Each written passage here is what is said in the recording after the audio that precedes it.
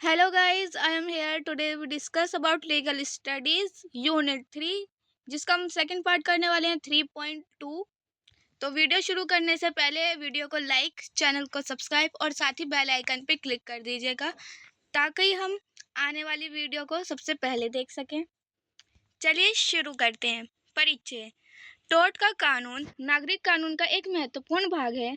Tort का अर्थ है गलत कार्य, सिविल रॉन्ग जिसके कारण किसी व्यक्ति को हानि या नुकसान होता है। उदाहरण, किसी को धक्का देना, किसी की संपत्ति को नुकसान पहुंचाना या गलत जानकारी फैलाना। टोर्ट का कानून क्या है? टोर्ट का कानून लोगों के अधिकारों की रक्षा करता है और नुकसान होने पर क्षतिपूर्ति दिलाता है, जिसका उद्देश्य है अधिकारों की रक्षा करना, नुकसान की भरपाई करना या न्याय प्रदान करना।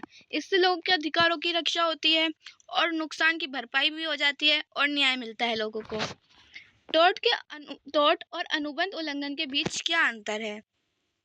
टोर्ट में ये बिना अनुबंध के गलत कार्य होता है और अनुबंध में अनुबंध का उल्लंघन होता है। टोर्ट में कानून द्वारा निर्धारित होता है और अनुबंध द्वारा निर्धारित होता है। टोर्ट सामान्य अधिकारों का उल्लंघन होता है और अनुबंध निजी अधिकार का उल्लंघन होता है। इसका एग्जाम्पल देख लेते हैं। टोर्ट का एग्जाम्पल है सड़क दुर्घटना और अनुबंध का उदाहरण है समान समय पर ना देना। टोर्ट के 3 मूलभूत तत्व हैं। गलत कार्य, किसी व्यक्ति द्वारा किया गया गलत कार्य। दूसरा, हानि या क्षति, गलत कार्य से नुकसान होना। तीसरा, उपचार या राहत, नुकसान की भरपाई का अधिकार। इसके स्रोत भी हैं। इसके मुख्य स्रोत कौन से हैं देख लेते हैं। न्यायालय के निर्णय, विधि, सिद्धांत, प्रथाएं, विधायी कानून। उदाहरण देख लेते हैं। अदालत के फैसले से नया नियम बनना, न्यायालय द्वारा क्षतिपूर्ति देना। गलत कार्य 3 प्रकार के होते हैं।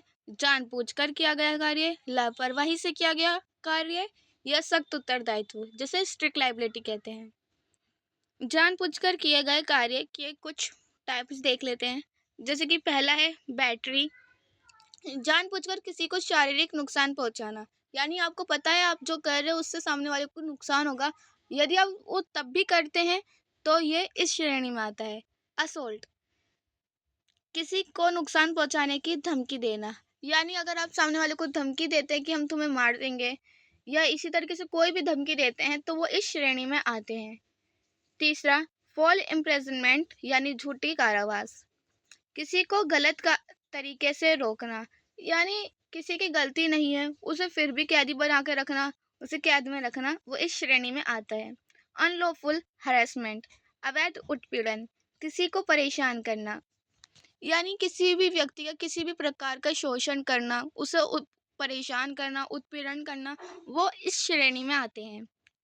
पांचवा है इन्वेशन ऑफ प्राइवेसी, निजता का उल्लंघन, किसी की निजी जानकारी सार्वजनिक करना, यानी किसी की कोई भी निजी जानकारी है अगर वो आपको सबको बता देते हैं, सार्वजनिक कर देते हैं तो वो इस श्रेणी में आता है। स्ट्रिक्ट लायबिलिटी का अर्थ है कि व्यक्ति को नुकसान के लिए जिम्मेदार माना जाएगा, चाहे उसने गलती की हो या ना। इस पर कुछ अपवाद भी होते हैं, जैसे कि मान लीजिए कि एक कंपनी है, जो कंपनी का ओनर है उसकी गलती नहीं है, कंपनी की गलती की वजह से कुछ भी हुआ है तो इसका दायित्व किसको जाएगा? कंपनी के ओनर को। उसकी गलती नहीं है फिर भी उसको इसका जिम्मेदार माना गया। इस तरीके से चलिए इस सिद्धांत का विकास कैसे हुआ ये देख लेते हैं। रायलैंड्स वर्सेस फ्लेचर मामले का सार, प्रतिवादी ने पानी जमा किया, पानी लीक होकर पड़ोसी की जमीन को नुकसान पहुंचा, यानी एक जो प्रतिवादी है उसने पानी जमा किया, इसमें प्रतिवादी की गलती नहीं है, उसका पानी वहां चला गया। ये तो हो सकता है कि कुछ चीज है, बहने वाली चीज है, चली जाएगी।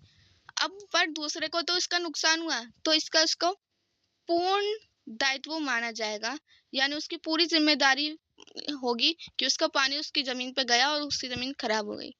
समझ गए आप? तो अदालत ने प्रतिवादी को जिम्मेदार ठहराया। एब्सोल्यूट लायबिलिटी, पूर्ण उत्तरदायित्व, नुकसान होने पर बिना किसी अपवाद के पूरी जिम्मेदारी होती है। एब्सोल्यूट लायबिलिटी का सिद्धांत भारत में विकसित हुआ इस मामले से। MC Mehta versus Shri Ram foods and fertiliser industries. मामले का सार, फैक्ट्री से गैस लीक हुई, लोगों को नुकसान हुआ। कोर्ट ने कहा कंपनी पूरी तरह जिम्मेदार होगी। ठीक है, यानी इसमें तो उसका पूर्ण दायित्व बन रहा है ना कि कुछ भी फैक्ट्री से गैस लीक हुई, फैक्ट्री को ऐसे पूरा इंस्ट्रक्शन करना चाहिए था कि वो गैस लीक ना हो। अब उस गैस लीक हुई है, लोगों को नुकसान हुआ है, तो उसका पूर्ण दायित्व बनता है कि उसकी ही गलती है। चलिए अब स्ट्रिक्ट लायबिलिटी और एब्सोल्यूट लायबिलिटी में अंतर देख लेते हैं। SL का मतलब है स्ट्रिक्ट लायबिलिटी और AL का मतलब है एब्सोल्यूट लायबिलिटी। कुछ अपवाद होते हैं और एब्सोल्यूट लायबिलिटी में कोई अपवाद नहीं होता। स्ट्रिक्ट लायबिलिटी में सीमित जिम्मेदारी होती है, एब्सोल्यूट लायबिलिटी में पूर्ण जिम्मेदारी होती है। स्ट्रिक्ट लायबिलिटी में पुराना सिद्धांत यूज होता है और एब्सोल्यूट लायबिलिटी में आधुनिक सिद्धांत। इसका ये मतलब है स्ट्रिक्ट लायबिलिटी में वही कानून पुराना सिद्धांत यूज होगा जो पहले से ही चलता आ रहा है, और एब्सोल्यूट लायबिलिटी में उस समय में क्या कानून, उस समय में क्या सिद्धांत चल रहा है, उसके आधार पर कार्य होता है। क्षति के प्रकार का सारांश। भूमि में संपत्ति का अधिकार, भूमि को नुकसान, उदाहरण पड़ोसी द्वारा जमीन पर कब्जा। बी, अन्य प्रकार की संपत्ति, किसी वस्तु को नुकसान, उदाहरण काट तोड़ना। शारीरिक चोट, किसी व्यक्ति को चोट पहुंचाना, उदाहरण सड़क दुर्घटना। आर्थिक हितों पर प्रभाव, आर्थिक नुकसान, उदाहरण गलत जानकारी से व्यापार में नुकसान। क्या आपको ये चारों पॉइंट समझ आ गए? नहीं तो कमेंट कर दीजिएगा, मैं एक शॉर्ट वीडियो में आपको समझा दूंगी। तो हमारी ये यूनिट यहीं पे ख़त्म हो चुकी है। अगर आपने अभी तक मेरी वीडियो को लाइक नहीं किया तो जल्दी से वीडियो को लाइक कर दीजिएगा। तो चलिए अब इसके MCQ देख लेते हैं।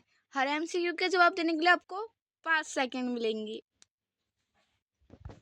टोर्ट का मुख्य उद्देश्य क्या है? A, नुकसान की भरपाई करना। B, अपराधी को सजा देना। C, अनुबंध लागू करना। या D, सरकारी नियंत्रण करना। तो जल्दी से अपना आंसर कमेंट कर दीजिए।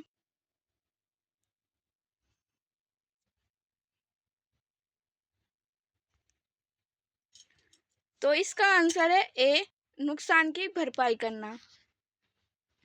निम्न में से कौन सा टोर्ट का आवश्यक तत्व नहीं है? A, गलत कार्य। B, हानि। C, अनुबंध। या D, राहत। तो जल्दी से अपना आंसर कमेंट कर दीजिए।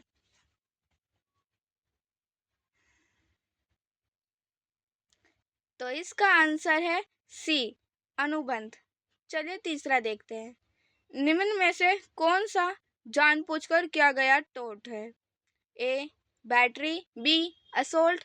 C, false imprisonment. D, negligence. अपना आंसर जल्दी से कमेंट बॉक्स में टाइप कर दीजिए।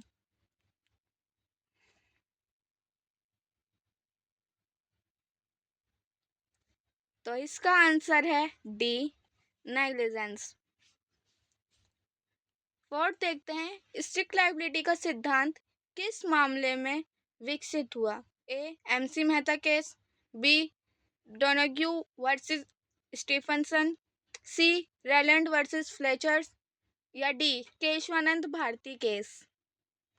जल्दी से बताइए।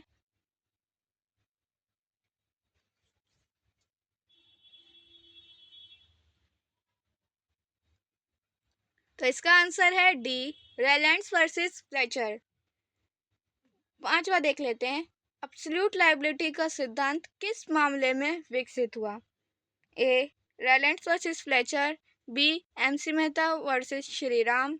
C, Maneka Gandhi case. या D, विशाखा केस। जल्दी बताइए।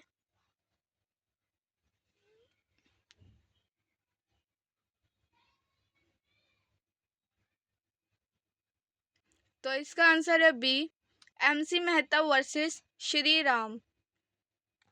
चलिए लास्ट देख लेते हैं। स्ट्रिक्ट लायबिलिटी और एब्सोल्यूट लायबिलिटी में मुख्य अंतर क्या है?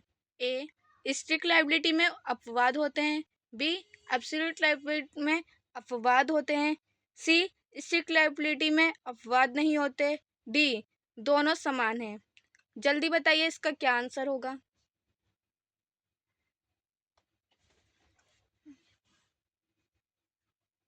तो इसका आंसर है ए स्ट्रिक्ट लायबिलिटी में अपवाद होते हैं। अगर आपको मेरी वीडियो पसंद आई है तो वीडियो को लाइक और चैनल को सब्सक्राइब कर दीजिएगा।